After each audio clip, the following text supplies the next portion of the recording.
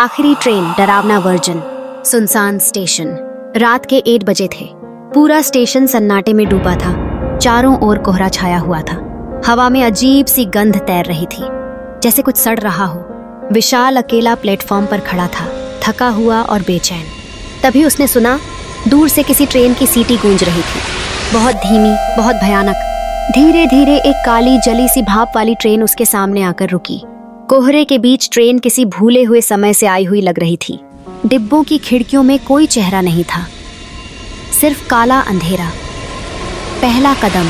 डरते हुए विशाल ट्रेन में चढ़ गया। डिब्बे के अंदर ठंड इतनी थी कि उसकी सांस भी धुएं जैसी बन गई थी। लकड़ी की पुरानी सीटें चरमरा रही थीं और हर तरफ सड़ांध की बदबू फैली थी। हर यात्री सफेद चादरों में लिपटा बैठा था, सिर झुका हुआ, शरीर बिल्कुल स्थिर। ट्रेन चली और जैसे ही चलनी शुरू हुई, प्लेटफॉर्म गायब हो गया। खिड़कियों के बाहर अब सिर्फ काला धुंध था। कोई रास्ता नहीं, कोई मंजिल नहीं। डर का खेल शुरू। अचानक सामने बैठे एक यात्री ने धीरे से सिर उठाया। उसकी आंखें खाली गड्ढों जैसी थीं, चेहरा जल चुका था। विशाल ने घबराकर दूसरी ओर देखा, लेकिन अब हर यात्री अपना सिर उठाकर उसे घूर रहा था। उनके मुंह से फुसफुसाहटें निकल रही थीं। आ गया, एक और। कोई नहीं बचा, यहाँ से वापसी नहीं। डिब्बे की बत्तियां झपकने लगी। अचानक विशाल को अपने पैरों में किसी ठंडी चीज का स्पर्श महसूस हुआ। उसने नीचे देखा तो सड़े हुए हाथ उसके टखनों को पकड़ रहे थे। बचने की जद्दोजहद। विशाल चिल्लाते हुए दरवाजे की तरफ दौड़ा, लेकिन दरवाजा अंदर से गायब हो चुका था। हर तरफ से यात्रियों के डरावने चेहरों ने उसे घेर लिया था।